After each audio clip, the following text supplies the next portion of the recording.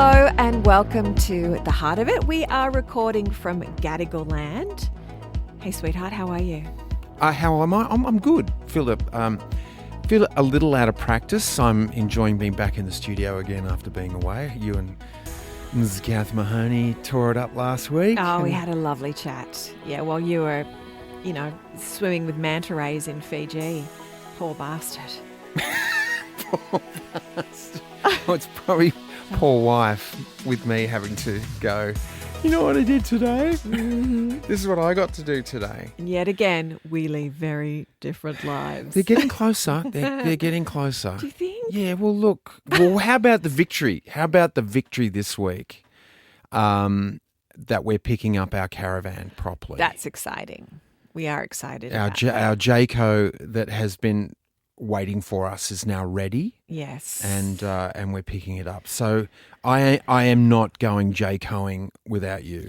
No, you're not allowed to. No. And same, that's part of the contract. Yeah, and that'll be the same for you too. Thank you very much. Yeah. No, it's going to be hard not to go somewhere. We have to wait a little bit. That's the only hard thing about that. A little bit. But we'll spend weekends just having cups of tea in it for a bit. And getting to know it. Yes. Because making friends. This is our first time as caravan people. Yeah. I know people are going, oh, you guys are going to be grey nomads. Well, one of us is a grey nomad. Correct. One of us is a grey, what would I say, an intrepid traveller who's not very brave. One of us is a menopausal nomad. Yeah, not a grey hair in your head. Oh, there's a couple. Really? There's a couple. They're hard to find amongst it all. But no colour? No. Runs in the families. My dad is still not grey and he's 91. I was marvelling at that on the weekend. We had coffee with Al's dad on the weekend and he's sitting there and he's 91 years old. He's just walked about a K and a half to get to us. Yep. Not a grey hair on his head. No, well, he's salt and pepper now, but he's not proper grey. No.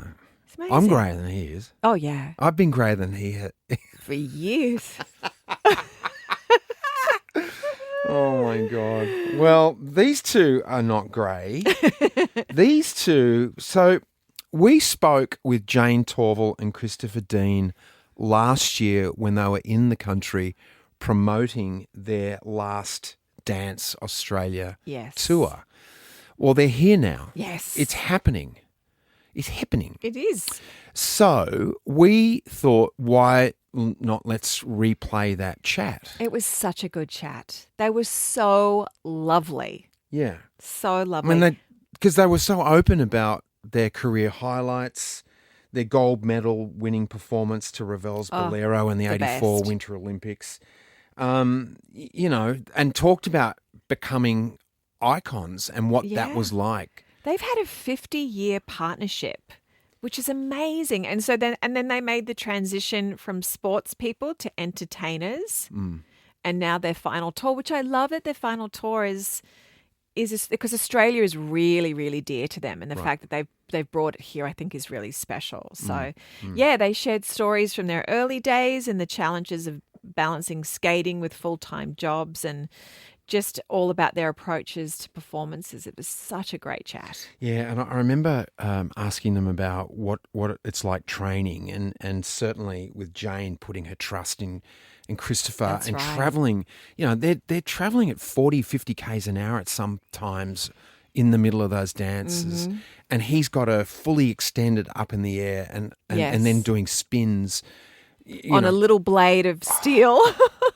So brave. So brave. They also touched on their work with underprivileged children and the emotional impact of their iconic routines of those moments that they shared with us. Yeah. We rode those what would you call routines with them. Yeah. Incredible. They're such a great couple. You can still get your tickets at ticketek.com.au. They're at the Brisbane Entertainment Centre Saturday 14th and Sunday the 15th of June. Then they're in Rod Laver Arena. What a great place that is. Wednesday 18 and Thursday 19 of June, of course, in Melbourne. And Kudos Bank Arena in Sydney, Saturday 21 and 22. So they're going to be busy. They sure are. And the amazing thing is they ain't spring chickens, right? And they're doing, and it's still a physical performance for them. Absolutely. And how amazing that they can do it. Yeah, and they're joined by incredible performers as well, some amazing ice skaters. So have a listen to the chat and hope you enjoy.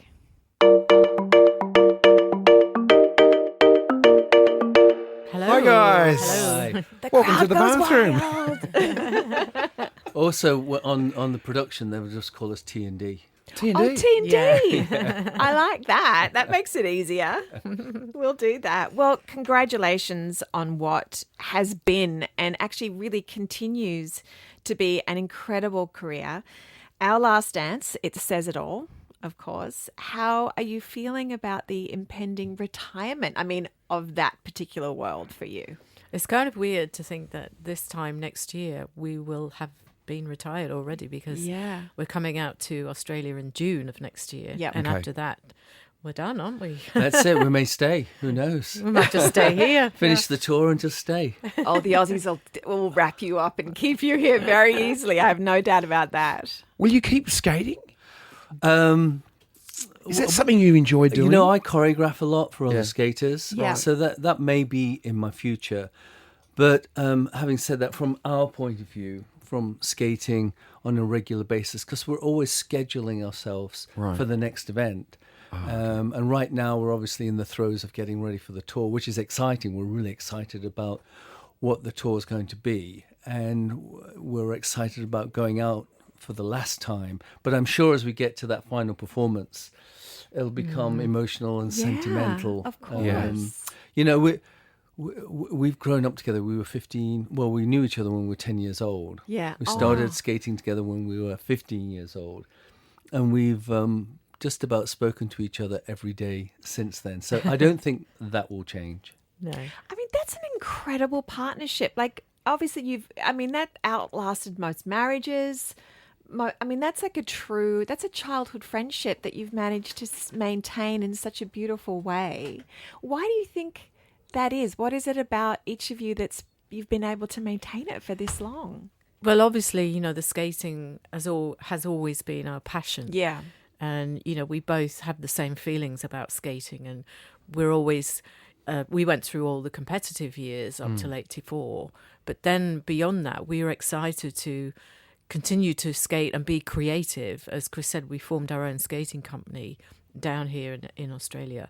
And there were no restrictions. There were no rules of competition or anything. So it was just like an open door, wasn't it? And having won the Olympics, talking of open doors, that opens doors everywhere around the world for you. Yeah. I think we transitioned from sports people to entertainers. Yeah. And then we went into the area of working with artists like Graham Murphy from Sydney, and then Yo-Yo Ma, the world's Cellist. famous cellist. So we've just done so many different things, but it's because of that 1 4-minute routine back in 1984 that's given us this longevity. It's incredible. Brilliant. It is incredible. I do want to ask you about the mindset change from moving from sports people to entertainers. But there are other things I want to cover before that we want to get to. Just go back to when you were kids. Do you remember your first impressions of each other? I just remember seeing Chris at the rink before we skated together. And amongst friends of mine, I called him the blonde prince because he's blonde now, but it was like really white blonde hair as a youngster. And I said, "Oh, the blonde prince is here again." Can't top that, can I? That's it. If the shoe fits, right, you just got to wear I'll that. take it. The Princess Bride, was that no, that wasn't a thing yet, was it? The Princess Bride? No, that was Because I much could see later. why you would be like a Wesley, Oh, that's true, right? actually. You guys are Princess Yeah. Buttercup and Wesley, right? Yeah. Was it immediate, the chemistry on ice when you started dancing at 15 and 16? Is that Yeah. correct? Together. Well, I was always dancing, and Jane had been in another category of figure skating called pair skating. So at the Nottingham ice rink where we both started skating, she was the queen bee because she was a champion. I was a British at champion 13. quite young. Right. Mainly because there weren't many pair skating couples in She's the putting UK. it down now. There's only two of us. So. There was only two in that national Clearly championship. you were brilliant, and we though. weren't. Yeah. But then her partner thought that going off to London was the place to be. So he left you Without a partnerless. partner. Mm-hmm. And then the partner that I had the same impression that she wanted to go to London and the big smoke and make it big down there. So we were both without partners. And then the coach at the time just suggested that we try out. And we were 15 years old. And quite naive, you know. Yeah. We back in those days, there's no social media or anything like that. Thank heavens. You were still a bit naive at Yeah. 15 years old. And she put us together. And I remember it was one Thursday morning, wasn't it? And about 6 a.m. in the morning, and nobody else is there. And the Nottingham Ice Rink is a cold, dark, dank place, and you see the rats scurry as you turn the lights on. So it was that kind Across of the place. ice, they get the rats, got the skates gone. Absolutely, yeah. They're often chasing them off of the ice. Wow. Anyway, she put us together, and she put us in a dance hold, a waltz hold. And to begin with, we were sort of like 'Cause you were really kind of distanced apart, but then she like squeezed us together so our hips were against each other. And that was kind of awkward for us. And we were like looking around. And then she said, I've just got to get something from the dressing room. So she scooted off the ice and left us there. And we hadn't We didn't move. We didn't move. We didn't say anything. We were just sort of searching around with our eyes left in the middle of the ice at 6 o'clock in the morning. And finally she came back out about 5 minutes later and said, well, you've passed your first test. You're still here. The idea is that when you're a dance couple, you dance as close together as you can. Yeah. And that creates a better line and everything. So that's the reason she pushed our hips together. Because you quite often, couples that are starting out dancing, they do tend to do that. We say you could drive a bus between Yeah, you. so they want you close interesting. together, which was a good lesson right from the beginning. Yeah. So you fit.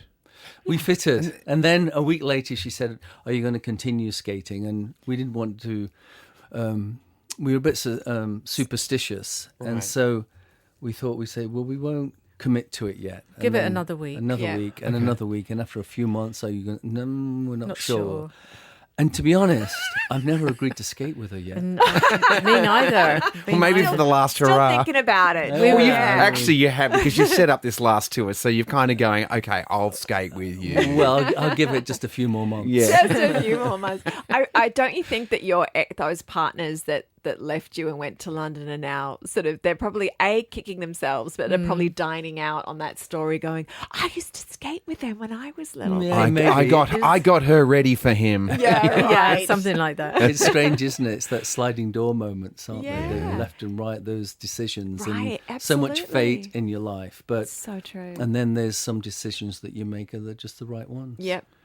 Was there someone that inspired you Yeah. both to skate? Was there other family members that were skaters? No, it was just when I was in primary school, and I was about sort of 8, 9 years old. The teacher at the time, because we were lucky, we lived in a city in Nottingham What that was your had an teacher's ice rink.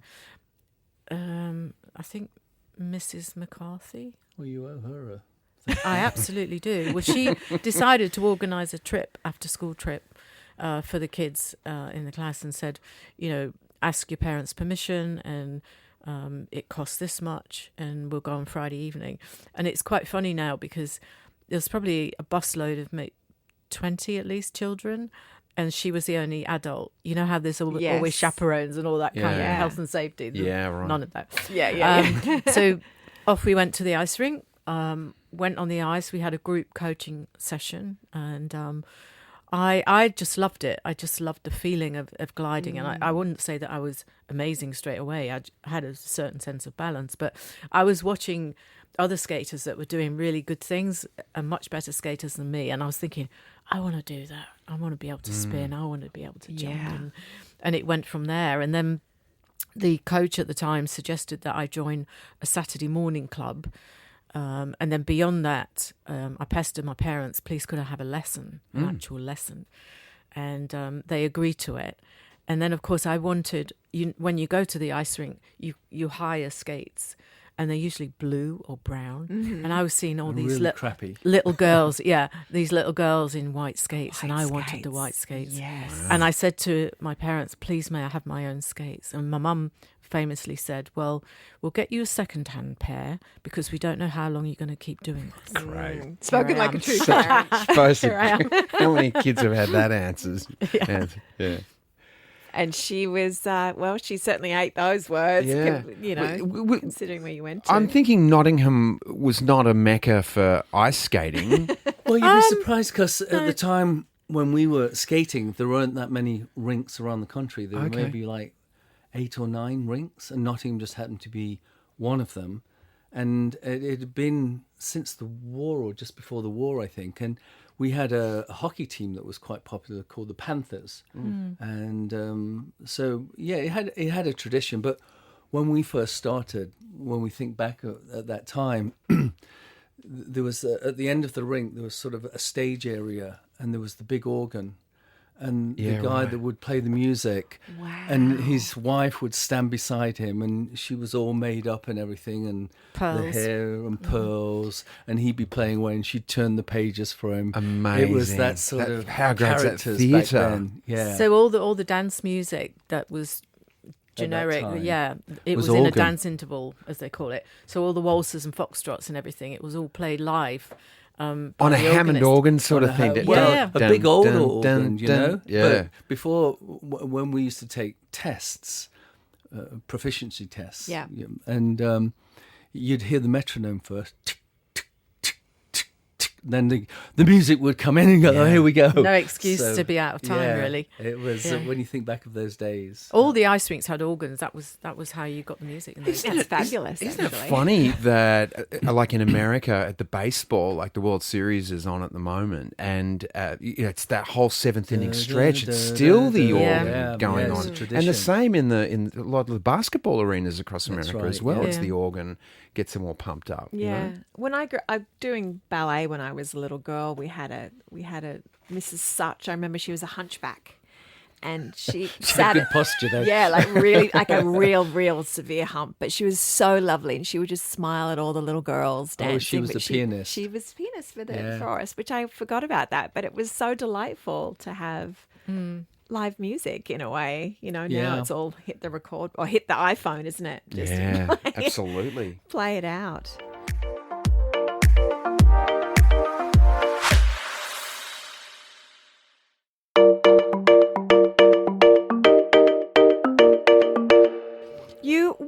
I know obviously famously you were a policeman while you were skating at the same time. Were you full-time skater, or did you have a part-time job as No, well? I had a full-time job. Had a I full-time worked for job. an insurance company based in the centre of Nottingham.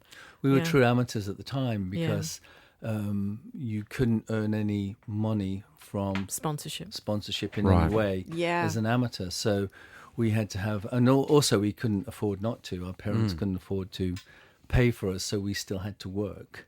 And outside of work, we then fitted the skating in, which was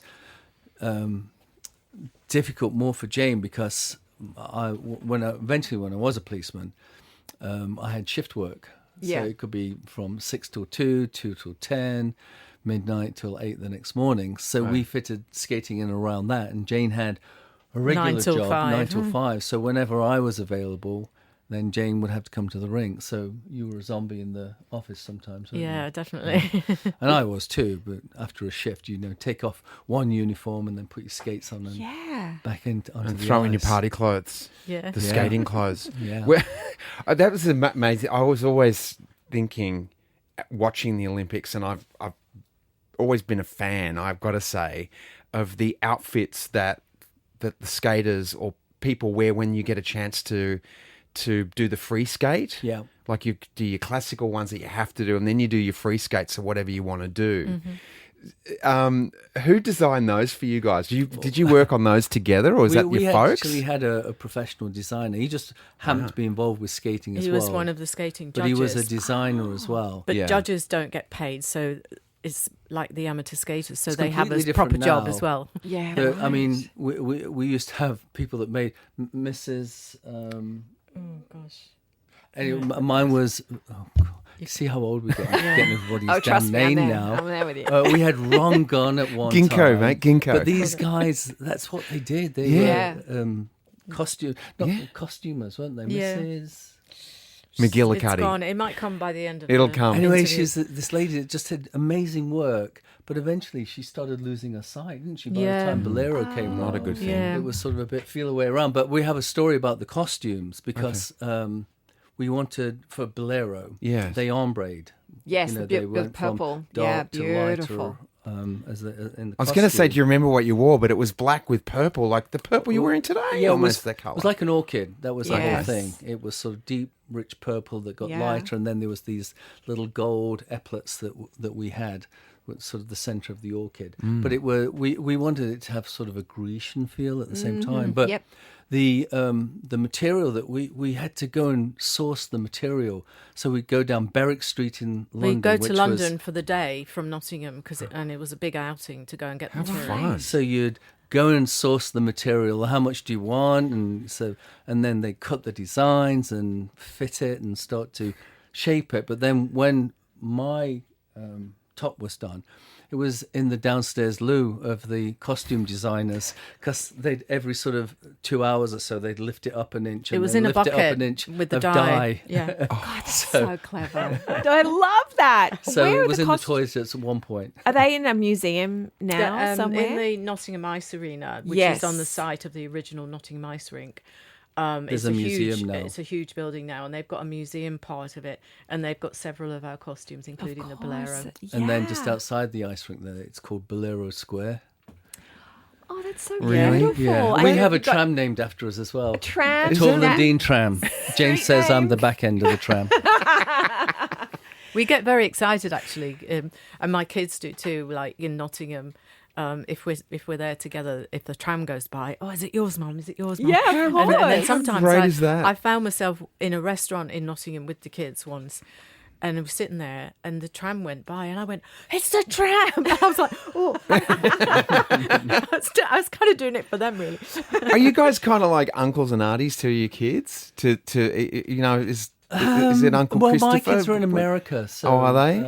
Yeah, They- we've they not haven't seen because your communicated that kids are much. in America and Yeah. so on. Yeah. You know what kids are like now? They're all about themselves, aren't they? But Did they go? Did any of the kids take up ice No. skating? Nothing They've like that? been. I mean, my kids go. They put seasonal rinks up because I don't live close to an ice rink where I live Yep. in the UK, and they put seasonal rinks up at Christmas time. Yeah. And almost every year they've gone, and now they go on their own because they're older, so they Sure. don't go with Mum, and I'm quite happy about that. Yeah, because- yeah. But also, we didn't want to force the kids skating and then be in the rink for the last part of our life either. As they We'd were be growing there up, at 6 if in they the were morning. successful. Yeah. That's true because that is a full-time job when you get. Yeah. I mean, the levels that you were skating at. So the of course we have to touch on We have to. the most famous We have performance. to. And but it's not only the most famous ice dancing performance. I feel like it's just there's so much iconicness, if that's a word, around it because they almost like bring it out almost every Olympics. They use that as footage. You know, it's in so many historical terms that they talk about the Torvill Dean Bolero performance.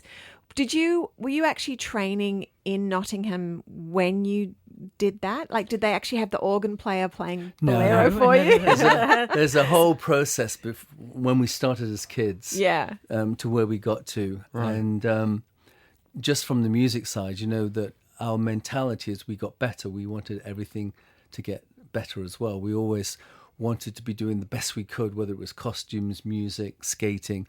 We took everything as wanting it to be at its best, and so musically, as we progressed from the Mac and Mabel that we used to do, which was An overture. an wasn't overture it? that we found that was perfect, and it was a silent movie theme that we did.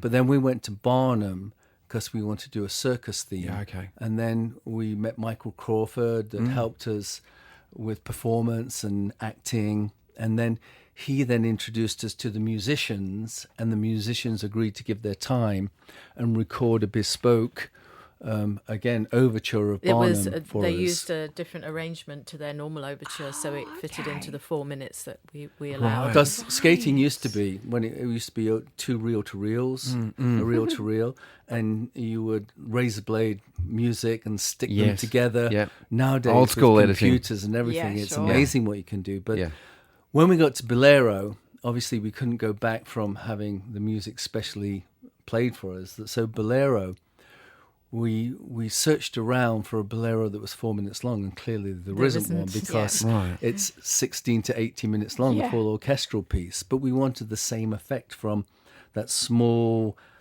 intimate start to that crescendo that finishes. And so we then approached an arranger, and he sat down and dissected it, and he said, it sounds a simple tune, but it's really complex. And he said, I can only get it down to 4 minutes and 28 seconds. And our limit was either, it should be 4 minutes, but you've got a 10 seconds leeway. Okay. So 350 or 410. Yeah. And so we thought about it, and then we got the rule book out, and it said that the stopwatch starts when you begin to skate. So we started on our knees, and Jane's blade touched the ice at 4 minutes 10 seconds. You can't technically skate until your blade's on the ice. So. Which was why, I mean, the beginning of it is Yeah, so set it up. stunning. Yeah. Wow. It was so innovative. We'd never seen anything like that before. Yeah, That's and it came out of amazing. necessity. So I mean, again, like you talked about fate earlier on, but like that small little Well, it moment worked just, because as Chris said, we wanted to start small and intimate, and because we had to be on our knees and close together, it worked for the storyline anyway. Totally. So, yeah. So is that something like Michael Crawford taught you, or said if you want to draw an audience in, start small like that, so you really well, the music get people suggested leaning that, in. but he was very performance oriented. Yeah. He's very animated Yes. when he spoke to you, and when he was present, and when he was talking about Barnum and some of the tricks, he taught us some of the tricks that they did on stage. Yes. There's one where you wrap your legs around and go on Dive onto between your the legs legs. and come up the other side that they did on the stage, and the effect of mime juggling and stuff like that, which we then were able to incorporate into the routine. But yeah, it was all about projection. Yeah. He said if you don't believe it, like if you don't believe you're juggling, the audience won't believe Sure. it. And it was great advice for us moving forward. Was he in the audience in Sarajevo when you danced? No. We worked with Michael the previous year When we were doing on the Barnum piece. which was Oh, okay. 1993. Yeah. So, but he came to the performance there. Right. Who came up with that finale, that final fling in that bolero dance, with the sliding that when you threw the, you just Yeah. Well, there's two parts to the Olympics. We did something called the Paso Doble. Paso Doble. That's the one I'm thinking of. That's the one that you're thinking That's of. what I'm No, thinking. but When you toss I the thought you cake. meant lying on the floor. cake. Well, Yeah. you lay on Yeah. the floor both times. Yeah, I did. Having a Got tossed around a bit. We looked at matadors. Yeah. We looked at because in a Paso Doble, in actual fact, the lady is the cape. Yes, right. And not yes. necessarily in the ball. ballroom version. And so if you watch what we did, she was always draped around me like a cape, or I was holding her as if she was the cape. And it's always sort of that sweeping gesture to the ball at the end where you just lay down the cape Yes. and say, That's it. And bravado. again, we had the same costume designer who came up with that great Right. idea of the big sleeves that made me look like a cape. Yeah. And it was kind of weird because most of the dance I was like that, so I was cape. Yeah. Yeah, you're a good-looking cape. Though. Thank you. Did you ever just want to skate on your own at that top level, or was it No. always in partnership? No, my stepmother and father, they used to do social dancing. They'd go out and social dance. And right from the beginning, they encouraged me to do dancing. And when I first started, I just wanted to speed around the rink as fast as I could. Yeah. And they'd be saying, don't become a speed skater or a hockey skater. Think about dancing. And so I went straight into dance. Nice. I do remember when I think the first time I got a pair of skates for Christmas, and I lived out in the countryside, and I couldn't just get into an ice rink. So for the first 2 weeks, I walked around the house in my skates, just wanting to skate, dying to skate. And eventually, when I got to the ice rink, I launched onto the ice, and I think I must have fallen over in excess of 200 times. Yeah. So it wasn't sort of a natural thing. Oh, look, I can skate. But I eventually mastered it and fell down less. Yeah, clearly. Yeah. You come to the end of the performance, crowd goes wild. Did you know in that moment you'd clinched the gold? Did you have that sense? Well, it was ours to lose in the first place before we started, so there was a lot of pressure in that. We were world champions the previous 3 years. Right. Yeah. So the Olympics is... It's the end of a crescendo sort of thing. Yeah. So when we'd finished, we just wanted to skate well because we'd done so many rehearsals in training. We'd run through the whole thing. We'd run through the whole thing during the Olympics when we had our practice sessions. And we thought if we don't skate this well, it will be so unlucky and unfortunate. And we felt that we couldn't have skated it any better. For us, there weren't any mistakes or anything. So just that in itself was a relief at the end. And then, there was a while before the marks were going to come up. And then when they did, we were still collecting flowers, weren't we? And we kind of looked up because we heard a roar from the crowd. And obviously it was because we got the sixes. And it was It's one great. of those routines, though, that...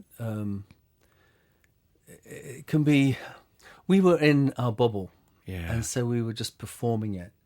But when we watched it back, the room was silent, which was great. It wasn't one of those performances where everybody You do a trick and they clap, and we didn't want that anyway, did we? No, we wanted to be engaging. Yeah, and people were with us as we were skating. Well, I know I sort of threw it away before, but I was saying when you fit together, but when you two dance together, there was such a synergy between you both that there was no. It was like we were in our bubble watching it.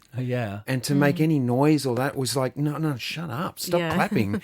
Just watch felt this. very sacred in a way. Because you That's moved a nice way of so putting it. beautifully together. We felt like people were watching something very private. Absolutely. It was a moment. Absolutely. How did you stay grounded through that period think of our such parents- adulation? Tell your mum after you first won the world championship. Oh yeah, when I came back from first World Championships in 1981, my parents. I grew up working class background. My parents, they worked their whole lives and everything. Eventually, ran a newsagent shop, which for them it was a big deal because it was a business. Anyway, I came back from the World Championships, and I said, "Oh, Mum, we won." She obviously knew we won. I said, "Mum, it's great, we won." She said, "Oh yeah, well, there's always someone better than you, though." Oh, And I thought, well, not in this moment in time, isn't it? Not this week. They're always grounded. that'll do it. Boom. Yeah, Straight and then down. I kind of thought about it after because I was like, well, yeah, she's right because there might be, someone coming up. But it's that working class thing that also, if you'd have, when you used to borrow some money from your mum for like a £5 or £10 or something like Probably that, 2p. she'd write a little note and tell you, "This is how much you owe me." Yeah. Oh yeah. I always had to pay everything back. Wow. Yeah. And if I snuck into the sweet shop and took a few sweets out of the jar, I had to put money in the till. Yeah, right. Because it had to balance. And Did you ever have to pay back for the second-hand pair of skates that she bought you? No, I didn't. I got away That with was a that. gift. Yeah, I got away with that one.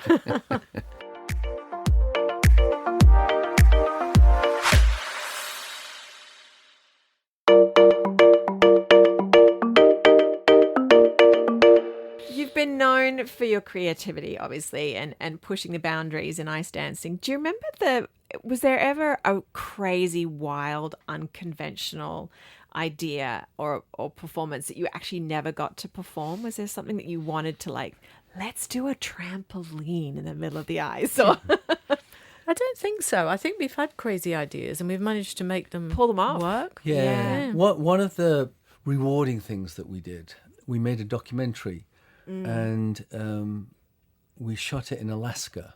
Yes, I wanted to ask you about Because most of our time on the ice, it's in a building, a rink. It's manufactured. Contained. It's frozen. Pipes that are underlining under the ice with Freon going through it, and you spray over it and it creates ice. Plus, you got a fence around the outside. You've got the barrier. Yeah. And But we went to Alaska and we skated the Bolero on a lake, open natural lake, and the backdrop wasn't the rink. It wasn't. It was the mountains, wasn't a it? video screen. It was the mountains and all the beautiful pine trees, and it was natural. And there was nobody there. There was not an audience. There was a camera. Yeah. And that was so rewarding to be able to It was just go and do that. adding that, because we always say that when you skate, you've got this sense of freedom and flying almost, and being able to do it outdoors without any barriers and restrictions. It was, I don't know, it's quite an emotional feeling because it's something we never thought we'd be able to do. And also, we felt quite small. Yeah. Because it was huge. Specks like that, and the vastness of the landscape. Yeah, because there was a drone as well, so you could see from the top, how small we were compared to the lake and everything. So I wish I could remember his name. There's someone I follow on Instagram. He's Canadian, and he was he never won a medal or anything in the Olympics, but he was a professional, or is a professional skater. But what he does, all of his Instagram posts is him ice skating, doing the wild ice skating. A large ball day. Yes, he's doing our show. Oh no! I was going to say, I was watching you to see if you had any flicker of recognition. Now you have to come and watch him. It like makes me want to cry because it's the freedom he has when he skates, and just the way the camera follows him around, and it's just. I think I've sent you a couple of his posts. They are it's just magic. Well, we've never met him, have we? You've spoken to him, I think, now, but. That's how Chris came across him from the posts. There you go. Yeah. So we're excited with some of the cast that we have coming with as us. well. Yeah. Exactly. Does the back? He injured his knee a little bit earlier, he's but back. I think he's. You better be back. Yeah, that's right. But apparently it was the hottest summer in Alaska. Was that right when you were searching for that ice? Exactly. Yeah, we were. I mean, it had this sort of undercurrent talking about climate change as well, and we flew up onto the glacier, didn't we? The glacier, and walked around, but you could see how much it was declining from where it used to be and what it was where it was then. Ice may be gone before we know it. Well, the first lake that they had identified for us, the crew and everything, when we got to it, it wasn't going to be frozen enough. There's so many inches they need, and obviously. But we did find health one, and safety. That's the free. What was the terminology that wild skating? Yeah, that one. We had these special blades that were like this long, and we're on one lake, and we just could go for miles and skate. Never and stop. skate, never go stop. round the corner. Oh It's my just gosh. Yeah. And then we did something unique as well. That Jane, we cut a hole, and I went in a dry suit. Oh my gosh! Scuba diving. Yeah. And Jane skated above me. Skated over the top of him. Essentially. That was brave. Surreal. Oh, I like doing some risky things. Chris is a daredevil. Yeah, I would have preferred to be you, Jane. Yeah, for sure. There was no way I was going. So tell me, did the dry? I mean, obviously you stay dry, but you still get really cold, though, don't you? You did get.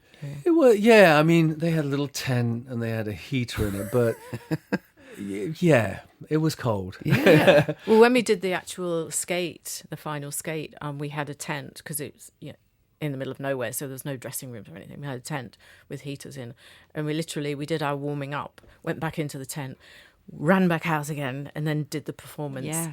And several times. Yeah, several times, but it was, having that tent there to warm up, because it was, I don't know, minus whatever it was, but it was very, very cold. Yeah. But it was just an experience to be able to do something Absolutely. like that. And outside the boundary too is incredible. Absolutely. It just, as you're talking about that, remind me of that movie Papillon with Dustin Hoffman and Steve McQueen. And Steve McQueen's in prison, and he can only walk 5 steps before he hits the wall. Yeah. And then when he finally gets out of his prison cell, he walks 6 and falls over. Just not used to any more than 5. He does his 6th step and goes.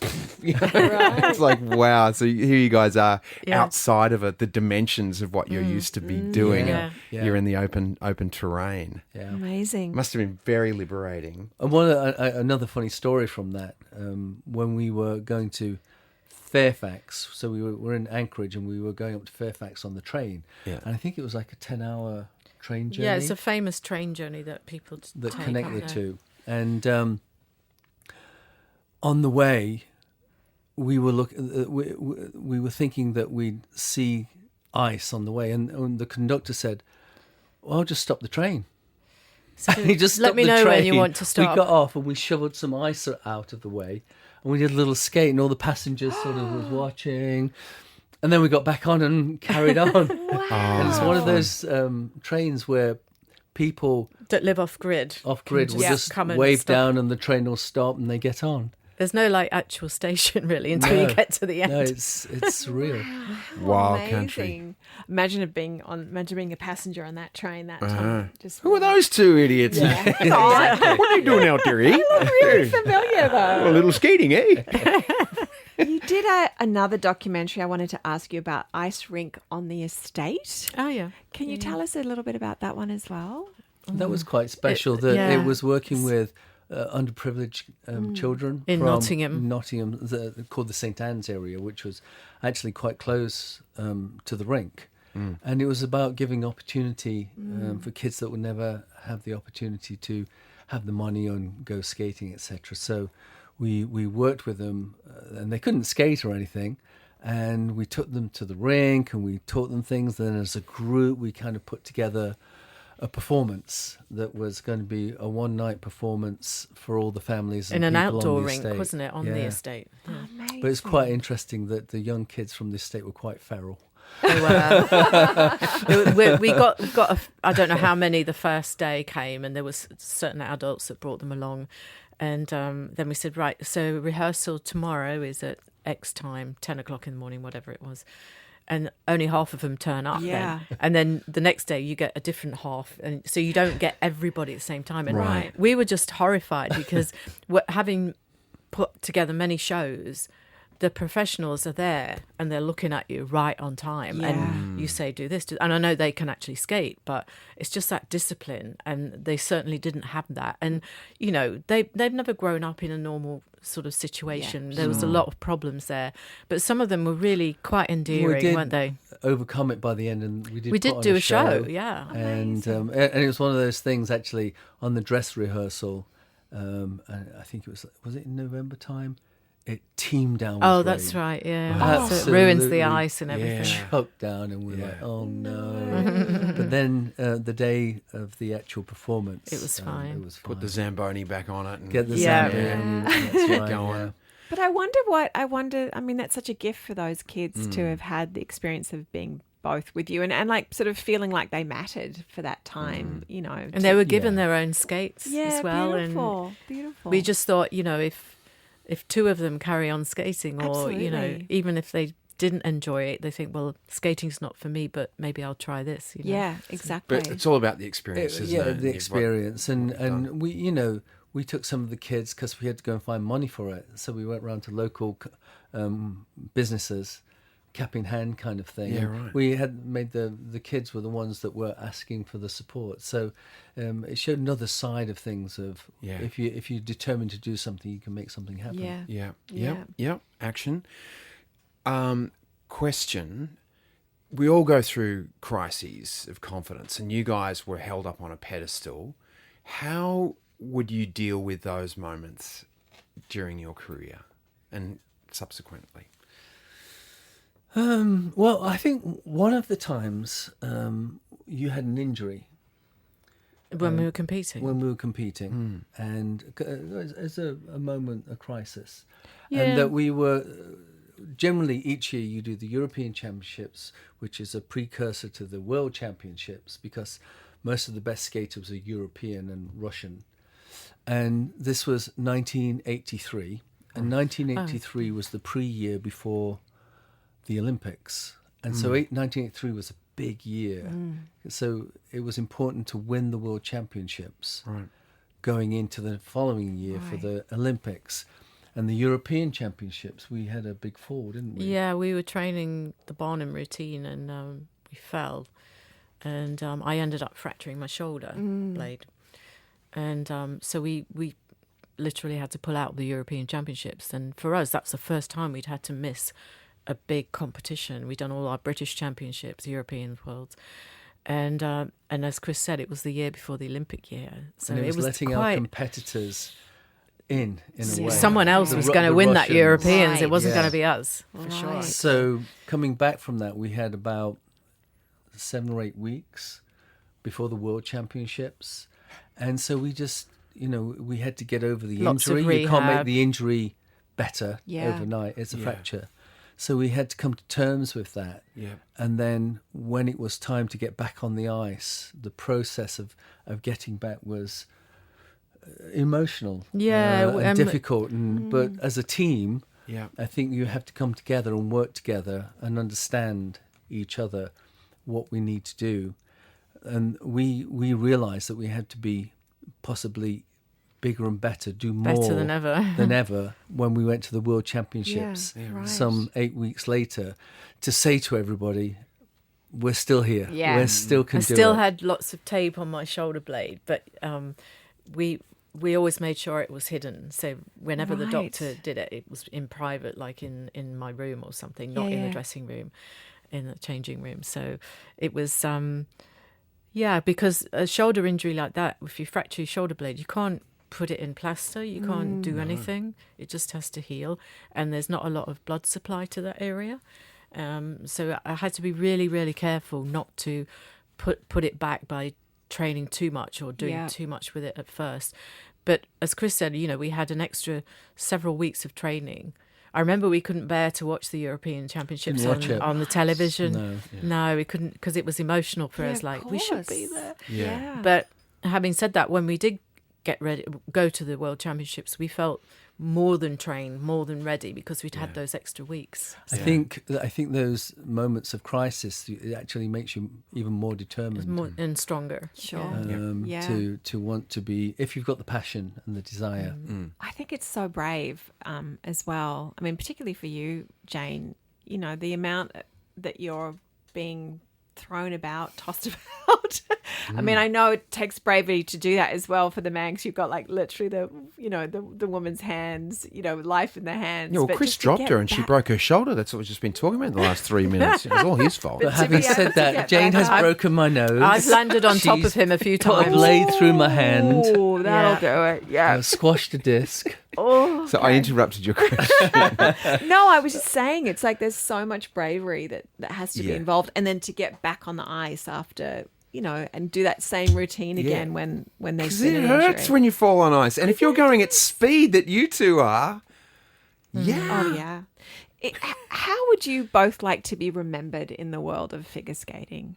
Well, just be remembered that. Yeah. Yeah, just being, like you said, when you think of figure skating, certainly here in Australia, most people go, oh, Torvill and Dean. They do. And so it's the memory of. Yeah. I think that's sort of our legacy.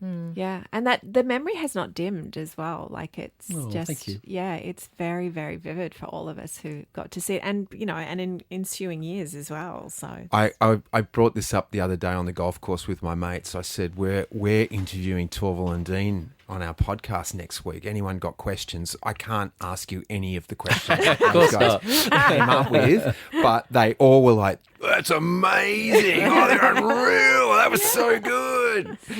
Can you just tell us what's happening in 2025?